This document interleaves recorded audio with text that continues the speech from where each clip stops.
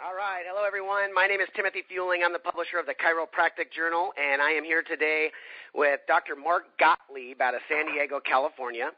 And Dr. Mark is definitely one of the top 1% of all chiropractors, and to be realistic, probably the top 10th of 1% of all chiropractors when it comes to success in practice, success in family, happiness, abundance, period. I've known Mark for a long time, and it's just been a great pleasure to be able to be friends with someone like this and actually observe and watch him be so successful in so many areas of his life. Sometimes we will find an individual who probably is in that top 1% or 0.1% in their profession, but a lot of times they've got there by literally losing everything: family, spirituality, happiness, overall life abundance. They've just pushed everything aside to become successful in chiropractic, and then we all know where that ends up. So, Mark, everything I know about you, you're a balanced guy in life. You're passionate about family, friends, spirituality, and I've probably never seen anybody enjoy every moment of every day as much as I see you do so. So, real quick, before we get started with my barraging of questions that I'm gonna throw at you about you and your practice, how do you keep such an amazingly positive outlook every single day? Well, one of the most important things, I think, for all chiropractors is to have a tremendous amount of balance in general and realize that you can have everything in life, but at what sacrifice? And I've always thought, well, why can't you have everything in life in general? Why can't you be a top chiropractor? Why can't you have a great family? Why can't you have fun with your friends? And it really comes down to prioritizing and coming to the realization that what you want in your life is greatness in everything. And even the athletes today, and I'm an avid sports fan. I'm an avid sports fan that just, I'm going to be watching March Madness this afternoon. Huge North Carolina Tar Heels fan. I'm excited to watch the game. And you look at these athletes, and you see athletes that you think have everything, and then you find out later on that they made $10 million a year 5 years in a row, and are now broke, no relationship, their children don't speak with them. So there has to be a way that we can have everything of everything. And I think there is. But you have to realize that balance is the key, and being 100% focused on everything when you're in that moment is really part of the way you develop that. Is if you're with your friends, you're 100% with your friends. If you're in practice, you're 100% in practice. When you're with your wife, you're 100% with your wife. When you're with your children, 100% with your children. So really living in the moment and being present is a key to balance. I love it. I love it. Perfect. Okay, good. Well, that gives us a good snapshot of who you are, but I want to do something a little unique today. So let's just, for a few minutes, what I'm going to do is I'm going to give you a word or a couple words. And all I want you to do is just in a few words, describe to me what these words mean to you, what the significance of these words are in your life. So number one, God. Well, I personally don't believe that you can be a successful chiropractor and understand the innate principles of chiropractic if you don't understand that there's a higher power, whether it be innate intelligence, God, whatever people want to call it. That's the fundamental principle of why we're here. And in order to be successful in practice, you have to wake up every day knowing that you are basically serving, and your hands are serving as the hands of God to release someone's innate intelligence in their body. Love it. Period. All right, next one. Your wife, Clover, who I've met, and I know she's an amazing woman, so Clover. Oh, she's my pillar. She literally is the one who grounds me. I know that you always hear the words opposite attract, and we couldn't be more different in certain ways, but I know that I attracted her into my life because she is the one person that grounds me and keeps me balanced and always supports me in everything that I do, which is key, I think, to being a successful chiropractor. My wife is not a chiropractor, but she has more chiropractic principle than most of the chiropractors I've ever met. Love it. Love it. Your kids, your two boys. Oh, it's the reason why I wake up every day. It's completely redefined my life. Having children has been the greatest experience of my life by far. I've developed ways in my life to be successful in practice and change some of the things I do regarding marketing and the time I am away from my family, just so that I can maximize the time with my children.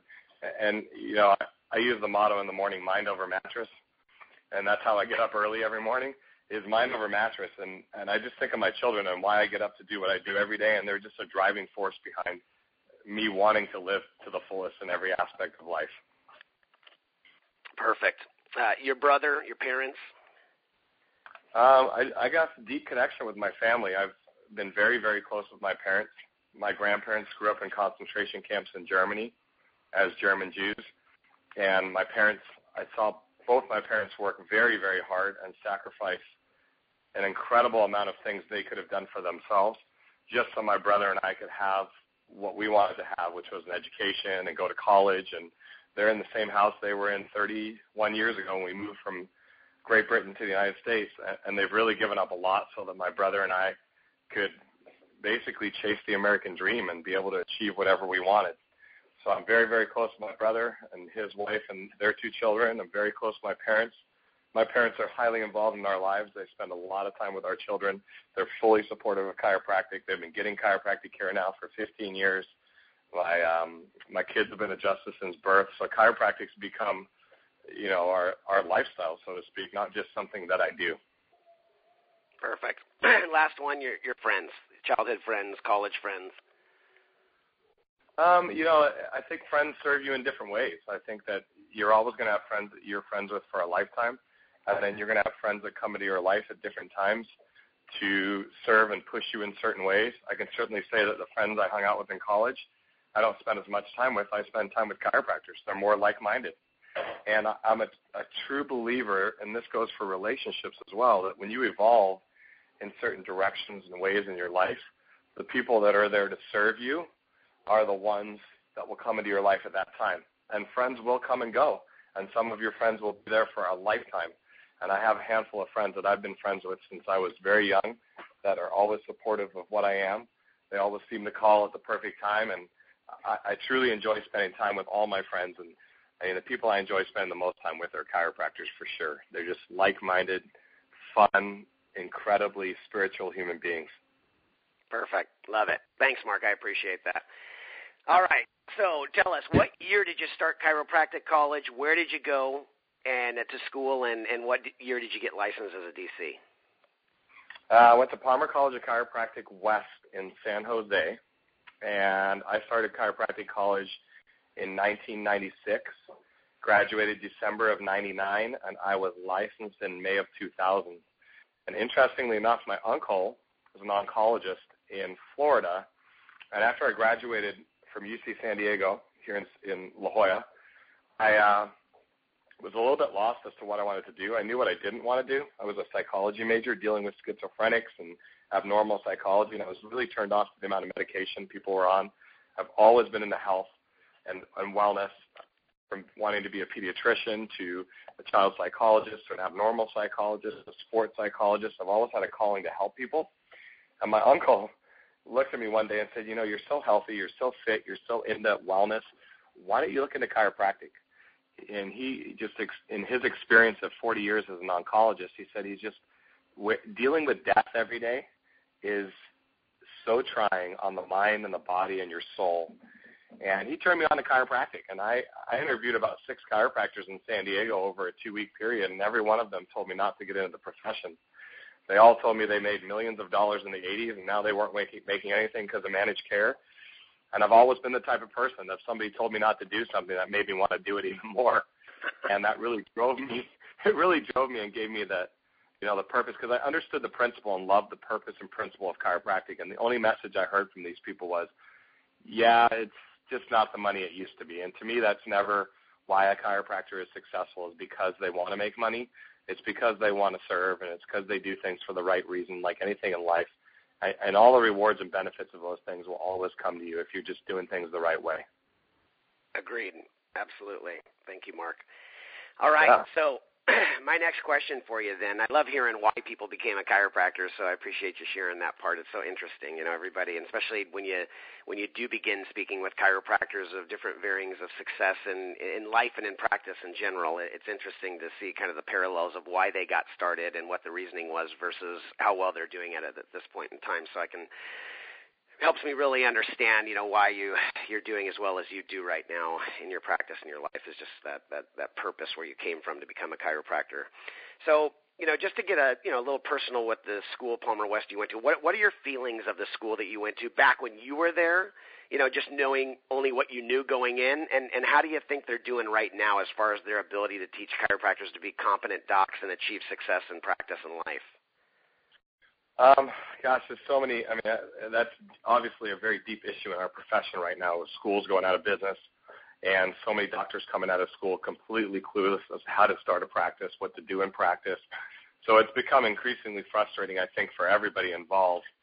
I'm a firm believer that you can be a principled chiropractor out of any school. I mean, I know principled chiropractors from LACC to Palmer West to Life to Palmer to Sherman to Northwestern. I mean, there's principled doctors that will come out, and I also believe that you're going to surround yourself with the right people in school. I was blessed to make some very, very good friends that were really, really into the philosophy of chiropractic, that really gave me a deeper understanding of what chiropractic philosophy really was. We started philosophy groups in school. We had philosophy discussions because there wasn't a lot of that at school for us. Most of the things I learned about philosophy and that I learned about really the chiropractic principles were at seminars and hanging around with certain people outside of the school environment. Unfortunately, I think the schools are so pushed to pass national boards and come to a certain standard that the rest of the medical profession will look upon as well. These guys are actually educated, but it's solely lacking in business and purpose and principle and how to run a practice. So you get all these variants of different chiropractors coming out, most of which are clueless as to what's going on in the profession really, and completely clueless as to how to start a business and run a business and connect with people. You just don't learn that. I know I didn't learn it in school, and there's a big disconnection, I think, between the schools and the profession right now, except for a few schools that I think are doing a really, really good job. I don't necessarily know that Palmer West is one of the schools that's doing a great job, but I wouldn't trade the education of people I went to school with for anything, because I learned so much about chiropractic just being around the right people at that school. Excellent. So our listeners can already hear how you can take any question and you have it in a positive light. And the beautiful thing is you don't have to try. It just comes out naturally. I love it. That's why we're on the phone right now. So next question for you, Mark. What is, and you may have just covered this, but I want to know the number one. What's the number one skill, or competency that you did not get in school? And this isn't even specific to Palmer West. This could be the schools in general that would have assisted or increased your speed of success in practice. I think the number one thing for sure, and I'm sure you've heard this from so many chiropractors, is how to run a business, how to set up a practice and realistically run a business. It's the same issue that we have in our profession with people that are coaching other chiropractors right now, is the same issue we have with the schools and the students and the teachers, is so many of these teachers and mentors are so disconnected with the pulse of the profession now because they haven't been in practice for 10 years, 15 years. Some of our teachers haven't been in school in 30 years. And if we could just get the fundamental idea that every single person that goes through school has to start with some sort of a business acumen approach from day one, maybe even having chiropractors locally come in on a weekly basis and teach some of the students for a few hours about what it's like to have a staff and hire people and let go of people and train staff and run overhead, and what's a decent amount of overhead to have, and what's a proper rent to pay, and what are realistically the types of things that you can expect, taxes, and all these different things that you just, no one ever tells you about in school. It's just get out, get your license, here you go. As a medical doctor, you can go to a hospital and they can just set you up in the system and say, look, we'll handle everything. You just see people, prescribe them medication, and you go home with your paycheck. Chiropractors are entrepreneurial by spirit, yet no one really teaches them how to be an entrepreneur with a business mind. It's really tough. That's the biggest challenge. Yep, it's a great answer, and you're right. It is. It's huge right now. I think it's one of the biggest challenges our profession has for the younger doctors coming out, and then even the progression of those doctors in practice that don't get it or are still wondering why they're having such a challenging time 5-10 years down the line. Oh, absolutely, yeah. I know chiropractors have been in practice 20, 25, 30 years that were basically running full insurance practices and have been for their whole career, and now are literally broke because they don't know what to do in a mostly cash practice managed care model. They just don't know what to do. And they're hurting now because they were used to making big bucks just by billing insurance, never had to discuss a cash plan or a care plan with anyone, never had to discuss finances with practice members for 20 years, and now all of a sudden they see their collections dwindling away because they didn't see the light at the end of the tunnel, so to speak. I agree. All right, Mark. Well, let us get mind over mattress with you here, and in the morning, give us a snapshot of your morning routine. I mean, I'm talking, it doesn't need to be down to the detail, but before you walk in your practice door and once you're there, what's tomorrow morning going to look like for you? Okay. For me, I have one of two things to do every morning. I either have what I call a practice morning or a personal life morning. So tomorrow morning is a practice morning. I started seeing people at 7 o'clock in the morning, and I was in an office as an intern years ago, in 1999, in fact. And the doctor, as incredible as this practitioner was, an incredible chiropractor with incredible principle, incredible passion, and doing very well, this person would run in the door at 7:35 with people already laying in the office, face down on the tables, and start adjusting at 7:30. This person runs in 5 minutes late, cup of coffee, frazzled, sitting in traffic, completely late, and just take that energy and place it on people's bodies and place it into people's presence. For me, I get to my practice at 5:30 in the morning. So I wake up just before 5 and shower and make myself a nice green smoothie. I'm a firm believer in proper nutrition, as I know you are, Tim, and, you've completely transformed your body through proper nutrition. I'm just wanting to, the right fuel feeds the body. And you don't put diesel fuel into an unleaded tank. So I green smoothie, kale, spinach, fruit, protein, organic, everything organic into my smoothie every morning. And on the way to the practice, I usually listen to a philosophy speaker or motivational speaker or something humorous. And my drive is not long. It's only about 10 minutes to my office. Drink my smoothie. I get in, turn on the lights. I start marking x-rays. I get all my emails answered, mark my x-rays, so my day is completely prepared. All my reports are done before the day starts. I fully know my schedule. I'm completely engaged in meditating on my schedule. And then I usually leave the office about 6:15 and go for a walk for about half an hour, 40 minutes. I'll maybe get some green tea on a cold morning. And I walk through my neighborhood. And I kind of visualize the people in my neighborhood. I have a personal mission statement for my life that I say, affirmations that I go over, a gratitude list in my head, and I start to visualize the day that I want in my practice. And that way when I walk in the office at 10 to 7 and I have my little team meeting huddle with my CA in the morning, before we start touching people, I'm totally engaged and totally focused on what the purpose of that day is. And then I always check my CA, get her adjusted right before we start adjusting, and we give a little powwow and set our goal for the morning, and off we go. Wow. So that'll be my morning tomorrow. Wow, that is powerful, and that is something for every doc and student right now listening to look to achieve. I know we're going to have a lot of questions on that. That's an amazing morning, and you're absolutely right. It's not just chiropractors. Everybody in walks of life. I'm big on living a proactive life versus a reactive life. And, unfortunately, that's why you see so many people kind of making complaints about their day and what these events that are going on and things. Is it's almost like walking onto a freeway at rush hour traffic, as though that's the beginning of their morning, is just, walking in, and for sure they're going to get hit by a car within the first millisecond. And, and I think that's something that's real important for everyone to understand, is that you absolutely have to live a proactive life. That walk that you do in the morning is very powerful. I do something very similar, but mine's a drive, and it's actually my drive over to the gym and in the mornings, because I get up the same time you do, and that time is so important for me. And even my first 20 minutes on the bike is so important, because I'm doing the exact same thing. I'm just literally preparing in every way, getting things out of my head that don't need to be there, and focusing on the present. So thank you very much for that. That's going to be a massive, massive gem for everybody listening to this call right now. Yeah, and I'm the same as you, Tim. On the days that I don't go to practice that early, I am up, get my emails out the way, and get to the gym right away so that my workout, my head's clear. The little things, the little monkeys that hang on people's backs all day, they're done by 5 in the morning, so I can be completely present and focus on things that are much more important. That's right. That's right. Well, thank you for that. I appreciate that. Absolutely. All right.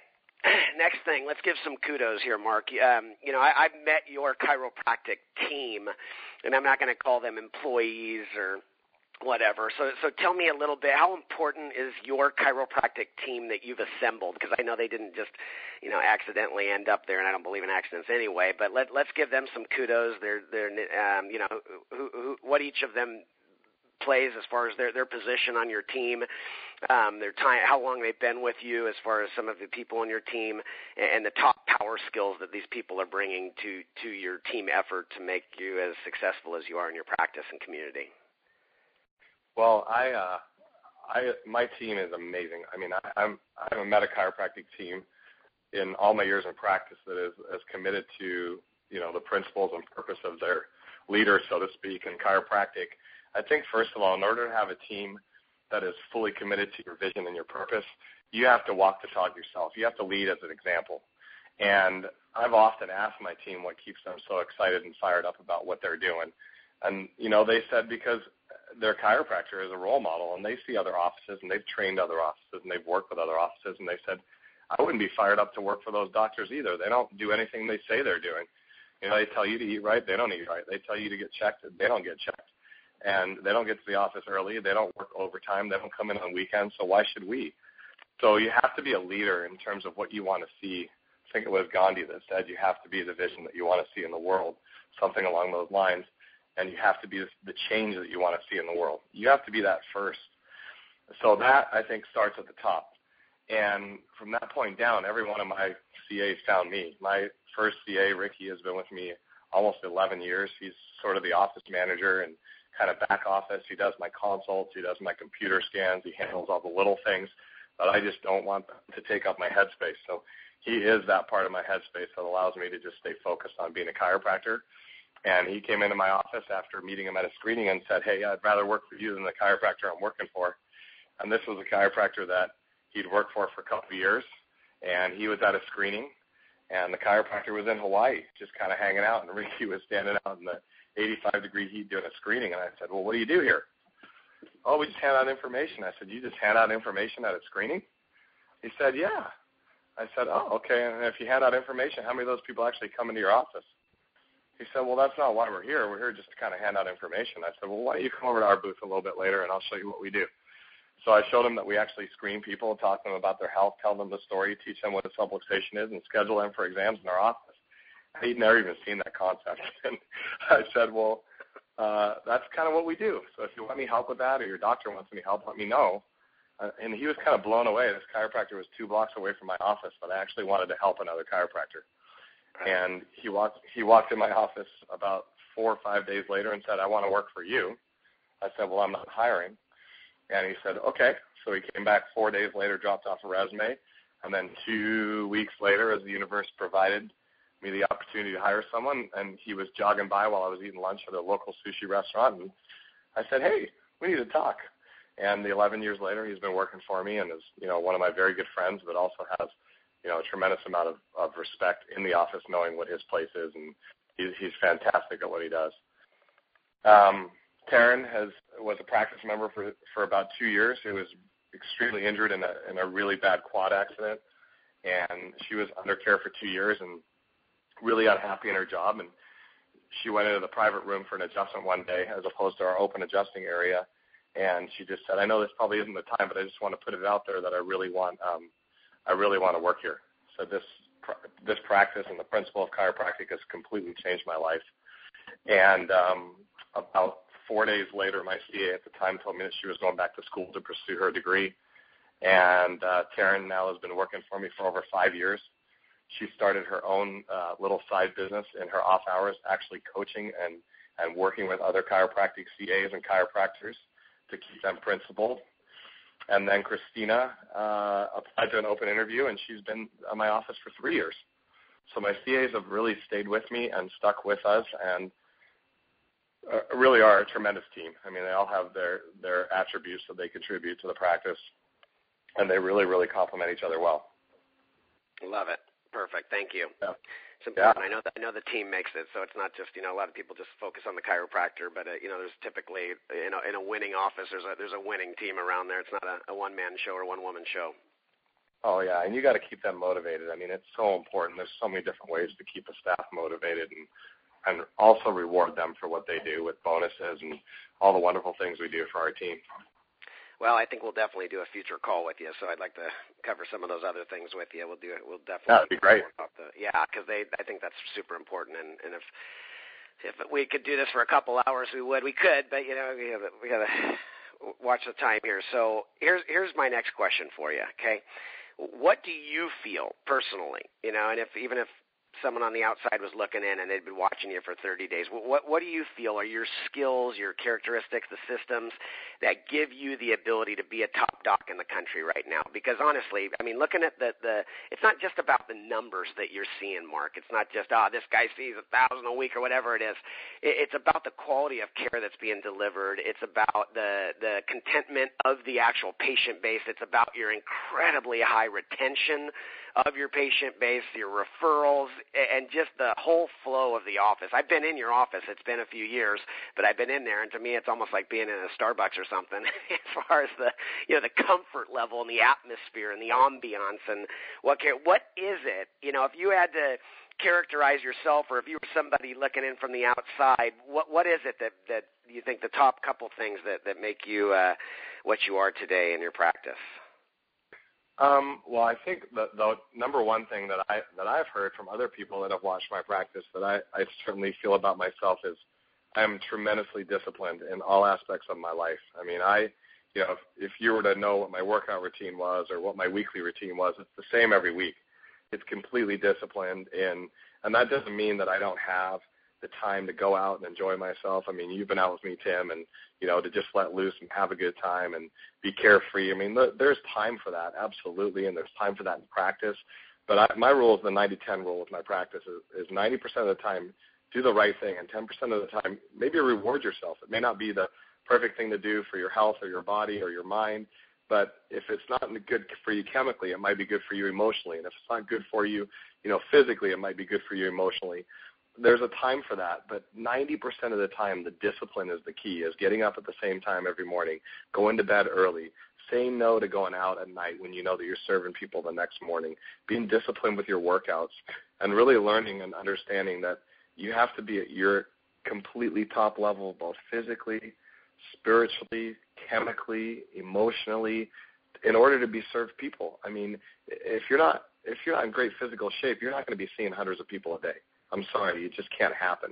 If you're not mentally strong, seeing hundreds of people a day, seeing 30 people a day could wear you down if you're not mentally strong. And if you're not feeding your body the right fuel to give yourself the right amount of energy, you're going to be exhausted.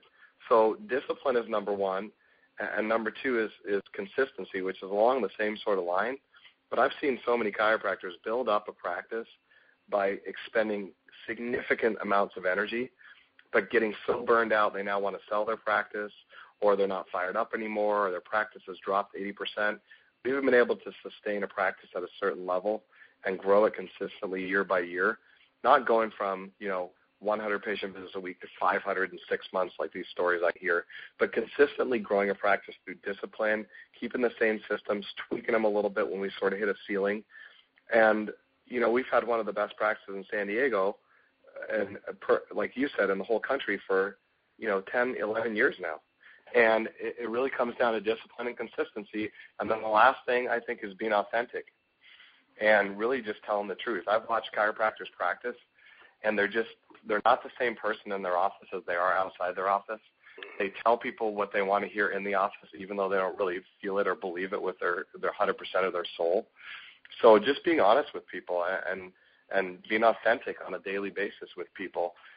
I've had many people I run into outside the office and like, wow, you're just the same outside your office as you are inside your office. I'm like, it's not a show. It's who I am. And you can't be somebody else in practice. You can't just read a script from another doctor that told you this script works if it's not coming from your heart. So authenticity, discipline, and consistency are the three big things. Love it. I think those are some amazing things that people can begin to work more on. It's great when you have something like that identified right in front of you by somebody that is already successful. Why go reinvent the wheel and think, okay, I got to be better at this or this or this? I mean, let's focus on a few things, a few characteristics that you can learn. It's like leadership. Oh, I'm not really a leader. Leaders aren't born. Leaders are made, and leaders are leaders are people who have decided to become leaders. And it's the same thing when it comes to these attributes that make you a top doc in the country. So then let's go to the flip side right now. What's the number one challenge for you in practice personally that you're currently working on for yourself?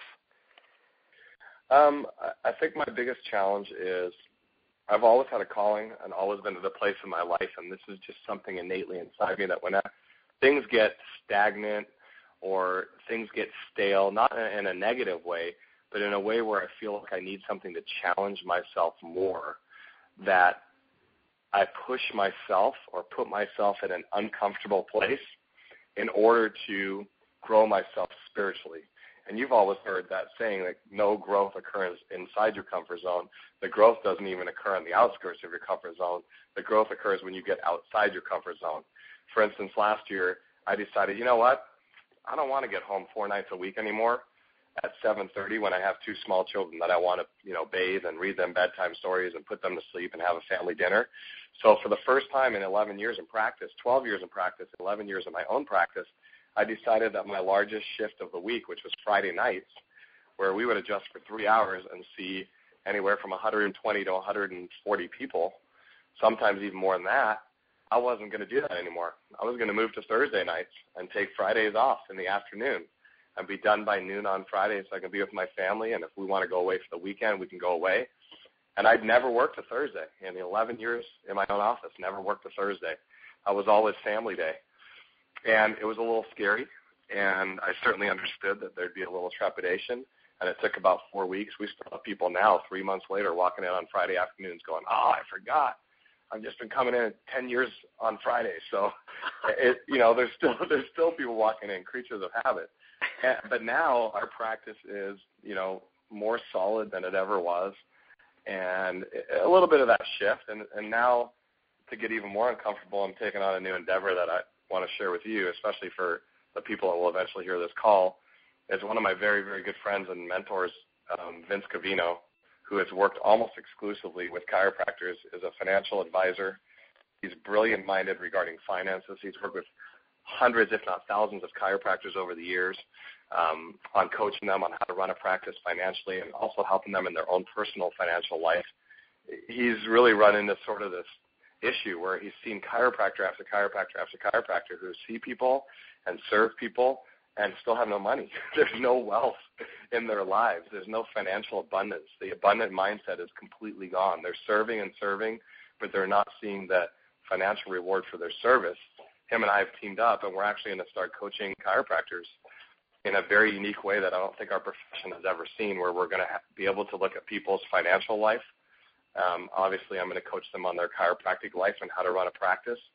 We'll also have a marketing expert that's going to work with them solely on their marketing, and then also a CA that's going to be able to work with their teams. So you're going to have a chiropractor who's actually in practice. You're going to have a financial person who actually works as a financial advisor that works solely with chiropractors, or predominantly a CA in an office that's seeing a lot of people training, and a marketing expert. And we're going to allow people to build their own coaching program. Instead of paying X amount per month for this, this, and this, they get to choose what they want every month. They want to speak to the chiropractor every month, they can do that. They want to speak to a CA every month, they can do that. They want just marketing calls, they can do that. And they'll be able to really choose and pick their own coaching program and kind of develop it just for them. And then I'm also going to do videos of real live role-playing in office, showing people how to do a real exam for a subluxation-based chiropractor, how to do a real report of findings, how to do a real re-exam, how to handle the issues that come up in practice, so they can see it right in front of their face and train on video over and over and over again so they see what works for them. So it's going to be pretty powerful. Yeah, that. You have to remove the word pretty from that one. That's powerful. That's very, very powerful. So that's exciting and something for everyone to look forward to. So that you just wiped out my not my last question of the interview, but the last question I was going to make in my interview. So I'm glad. It's one last question I got to ask you now. Because that was my question. When are you going to begin coaching and mentoring chiros? So you answered it. I love it. We can. Well, yeah, we're going to – our goal is to kick off, Tim, in May. And okay. it's going to be pretty awesome. I mean, we're going to put it out there, and I can't coach on the phone 100 chiropractors a week when I'm in practice full time and I want balance with my family. So that's why we're developing a team of people that can help others in practice and also provide videos. Because some guys right out of school, they might not have $1,000, $1,200 a month to coach with a chiropractor, and they might not see that as reasonable for them. Well, you know what? For a few $100 a month, they can watch videos every month that'll teach them how to set up their practice and how to do it right from someone who's actually in practice right now. And then they'll have somebody who can show them how to set up their finances with what they have available right now. So really a way for people to kind of have a coach or a mentor that will fit their budget and their style, and then as they evolve in practice and grow their practice, they can add on more services, and really that's what we want to do to make it available for everybody. I love it. Well, we'll have to do you as one of our companies of the month in the Chiropractic Journal, and a new section that's going to be showing up in the upcoming issues. So we'll talk more about that. And I'll just, Vince Cavino, I've got familiarity with him, and I've worked with him, and he is phenomenal. And what I like about him actually is he truly cares about chiropractors. And so he's not just he's not just some financial guy that is hey, here's another whole group of people that I can make money for. I mean, that's like so far from being Vince. I mean, talk about another very, very spiritual guy. Amazing individual. So I'll look forward to hearing more about that as you guys progress in that and as we get into May. So let me ask you this. As far as, let's just do a little scenario here. If you got to choose who you are going to go do a continuing education requirement with, let's just say there was an opportunity where you got to actually pick your speaker, somebody in the profession right now, outside of you and your program that you're putting together, who would that be? You got 20 continuing ed credits. They're sitting right there, and you get to pick the speaker who you sit and listen to and get mentored by for those 20 hours. I thought about that extensively, and you and I had kind of talked a little bit. Sure. And there's three people that came to mind right away. Okay, great. And they're all presidents of chiropractic colleges. Perfect. And the reason why those people came to mind particularly were because every one of them, of course they're in a business as well. They're running a chiropractic school. They need enrollment. They need students. But all three of these people are highly principled into what chiropractic is. And quite frankly, I know that most of them don't need to do what they do. They just don't need to do what they do. And even another one, a good mentor and friend of mine, Fred Schofield, he saw 1,000 people a week for 10 years straight and never dropped below that. And let me tell you, the guy can party. I mean, he's a rock star. He's fun. That's right. He can party till 4 in the morning and still get up at 6 in the morning and run up a hill and beat everybody to the top of the hill in Arizona. And, he doesn't need to work anymore. He doesn't need to serve, thousands of people and hundreds of people a week anymore. He could just sit back, get fat. He does it for the principle. Well, so do these presidents. Guy Riekman I met him when I was a student in chiropractic school when he was the president of Palmer when I went back to Davenport. I met Guy, and he just touched me as a very powerful human being. You could feel his energy just from his presence. Fabrizio Mancini has an incredible energy about him. And then, somebody that a lot of people have been hearing a lot about lately is Brian Kelly, the president of Life West. He really has started to develop one of the few subluxation-based curriculums where he has a real passion and energy and vision for the future of this profession, not just for building a great school, but really building the future of this profession. So I think between Guy and Fabrizio and Brian, those three schools, I don't think you can go wrong as a student if you're going to go to chiropractic school at one of those three places. And I didn't go to either of those schools or any of them. I just think those three people are incredible leaders for our profession and really are doing everything they can to advance the reputation of what chiropractic is. Perfect. Those are. I agree with you 100%. And the great news is people can get CE credits from those people. Yeah, exactly. So if I could go to any seminar, I'd hopefully split it up with 7 hours each. That's right. Okay. Well, it goes into the next question. So how important is it for practicing chiropractors and the chiropractic students that are listening right now to be attending some of these really high-quality seminars and conventions and events that are out there? How important is it? And what is your number one recommendation for a convention or seminar? If a chiro or a student can only spend, a couple $100, once a year or whatever, where do they go? But how important, first of all, is it for practicing chiros and students to be attending, these seminars that are going on? Well, to me, it's part of what we do. As a team, I take my CAs. I always have taken my CAs to trainings and seminars. I want them to be engrossed in the philosophy of chiropractic.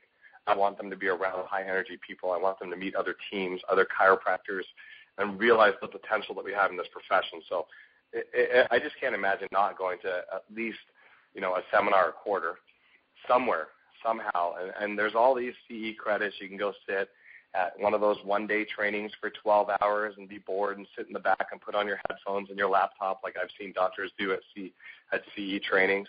Or you can go somewhere where you're going to get dipped in the philosophy. You're going to understand and meet other high-power chiropractors that you can have intelligent conversations with about practice, how to serve your community at a higher level. So to me, it is what BJ called getting dipped, is getting dipped back in the philosophy, being around the energy and realizing there are people out there that go through the same daily struggles with motivation and practice that every other chiropractor goes through in this country, and to be able to connect with those people and learn from one another. So it's essential to be a successful chiropractor, to continually over and over again hearing great speakers and learning from your mentors and your friends. So we go every quarter somewhere. We just got back from CalJam where I saw you, Tim, and obviously you saw the power of that seminar is just incredible. Amazing. Brian Kelly does something called The Wave that was unbelievable last year, and that was the first seminar he did where it's almost like speed speaking as opposed to speed dating. Everyone was on the stage for 15 to 20 minutes max, speaker after speaker after speaker for 2 days, 30 people. We go to Parker every year, which is just a huge seminar in Vegas. I've been to DE out in Florida, Dynamic Essentials, which is Sid Williams, started that way back when, and that's probably the most philosophically based training or seminar you'll ever go to. It's very casual, but it's nothing but philosophy. I mean, these guys think if you adjust anything besides Atlas, you're a mixer. That's how philosophical it is, and it's. But what's great? It's like anybody could go to that. Like before chiros make judgment or this and that about an event like that. I'm not going to go listen to all this philosophy and I am a mixer or any of that. What I think is great is that no matter how you practice, you go to an event like that and you are absolutely going to get dipped. You're going to benefit. It doesn't mean you have to come back and become an upper cervical doctor. Right, exactly. I mean, I'm a full spine chiropractor, and I don't do rehab in my office. I'm very principled, very subluxation based.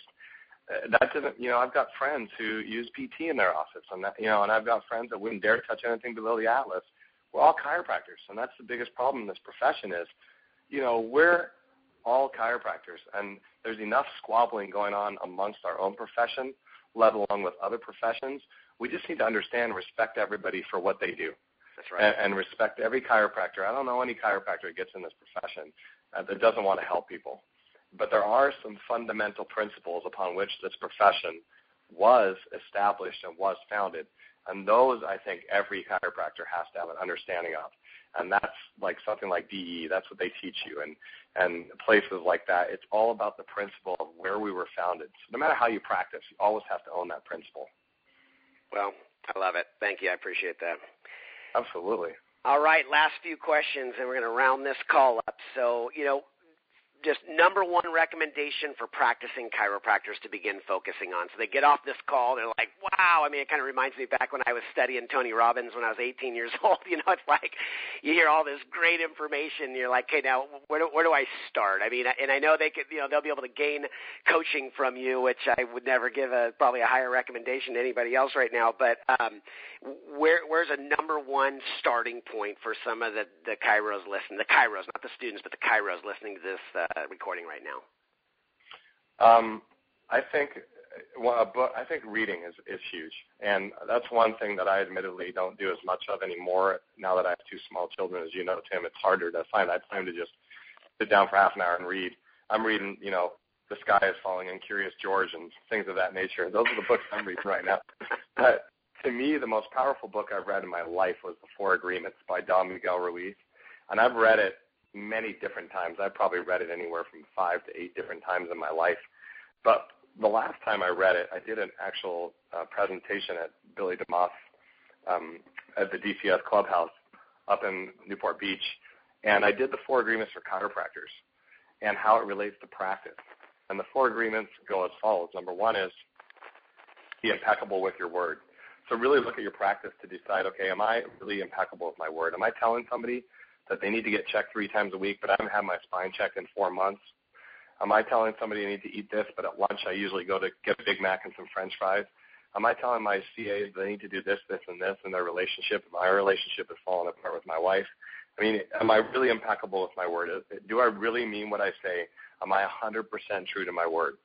The second one is don't make assumptions. And that's really tough in communication with team. And I've told my staff that we do not use the word assume in our office ever, because as soon as you assume, that makes an ass out of you and me, and something gets dropped. The ball gets dropped, and it's a reflection on the whole team. I never put blame on any single person in my office. We're a team. If something goes wrong, something isn't right, we're about team, and it usually comes down to somebody assuming that someone else was going to get things done without having direct communication. So do you assume things in your office? Do you assume your day is going to go a certain way? Well, I've only seen this many people for my last 5 years in practice, so I'm just assuming that I'm going to continue to see that many people in practice and not change. The third one is don't take things personally, which is very, very difficult for chiropractors. You go out to a screening and you have 9 out of 10 people look at you like you're crazy when you ask them if they want to get their spine checked, and you start taking things personally, you're going to think there's something wrong with you very quickly. So someone doesn't sign up at a report of findings, somebody reschedules an exam and doesn't show up, somebody doesn't take your recommendations. You know what? Hey, if I told them the truth and I was impeccable with my word, I can go to sleep at night and feel good about what I did, and they'll be back one day, and when they come back, they'll be ready. They'll be 100% ready, and they'll know what my recommendations were, and they'll know if they don't stick to those, they're not going to come into my practice. And then the last one is always do your best, and always do your best in everything. If you're going to be a chiropractor and you get to your practice, I trained a guy a few years ago, just as a friend, who was checking his cell phone every 10 minutes in practice, checking his email, Facebook, internet, all that stuff. I have one rule for doctors that I train, is that when you're adjusting people for 3 hours or 4 hours or 2 hours or whatever it is, no cell phones, no internet, no email, none of that garbage, because it takes away your headspace. And if you got too much time to be getting on the internet anyway, then either see more people or don't adjust for as many hours. See everybody in half an hour, and then you can Google all day long or Facebook all day long. But when you're with people, you got to be 100% at your best. And when you're with your family, 100% at your best, just like we talked about being present. Those 4 agreements in relationship to life and practice are huge.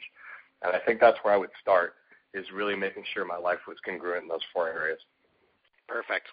Okay, what about students? Now, I know that recommendation could obviously go to students, because I'm ordering the book while I interview right now on Amazon, since I haven't read it.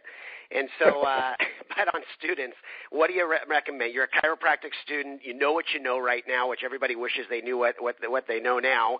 What do you recommend chiropractic students invest their time into while they're in school, so that when they do get the opportunity to go out and be a success with a license, that they're going to be better prepared to do so? What do they do? Okay, 2 things. Number 1, find a chiropractor in your area that's kicking you know what, and volunteer time. Just volunteer time to help with screenings, to go into the office and show up for their health lectures and health classes and orientations, and just get dipped in that. If a chiropractor is willing to take you on as an intern, you're going to work for nothing financially, but the experience you're going to get is going to be worth millions and millions of dollars. And number 2 is go to seminars. Every single high-class seminar in our profession offers massive discounts for students. I mean, massive. I think DCS or CalJam was like $99 for students, like $400 for the chiropractor. I mean, they're huge discounts for students to go to these seminars. And the people that really understand how important the students are to our future of this profession will give huge discounts for students. I think if you were a student, you called and said, look, I'm a student, I don't even have the $99, but I want to come to your seminar. Most of those people are going to say, you know what, just come as a guest, because they want the students to get dipped in the philosophy and understanding of chiropractic. So find a chiropractor to volunteer for and get to as many seminars as you possibly can, because that's where you're going to learn what chiropractic is really all about. Love it. Excellent, excellent advice. Okay, Last couple of things here. Your vision of the future for chiropractic, with everything you're observing going on right now in the profession, with CCE, with this, the drugs, and we don't need to get personal on anything right now and go too far here, but and outside the profession, but just your own personal vision of the future of chiropractic. Where do you see that we can go as a profession? If people will just begin to understand, stop judging every other chiro for the way they're practicing, and let's just focus on, how we are the same and what we have to offer based on what we were taught in school and what we've been able to learn from all these gurus and mentors and consultants and people inside and outside the profession that have taught us to be better chiropractors, better business people. What's your vision, Mark? Well, my vision would be for what I think it's going to be and what I want it to be, maybe two different things. But sure. My vision for what I think it should be is I think that we should be sticking to the principles of chiropractic. Even if you may not practice, 100% like the guy down the road, most medical doctors don't practice like either.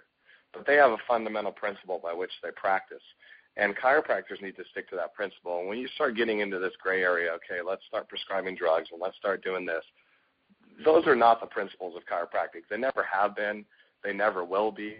So the vision of chiropractic for the future that I think is going to happen eventually are going to be people that are chiropractors, that are practicing subluxation, preventative, proactive, wellness-based chiropractic. And then there's going to be the other ones that are palliative, acute-oriented, pain-based, that want to be like a medical doctor or a medipractor. That's the way I think the profession is going. There's going to be two different kinds, and they're going to be on both ends of the spectrum, and I don't think there's going to be a lot in between. Where I think it should be is what I had mentioned first, which is practicing the principles and sticking true to the innate principles of chiropractic and the 33 principles, which is there's innate ability for the human body to heal, and we need to understand that we're facilitators in that. We're not the healing. We're not the healers.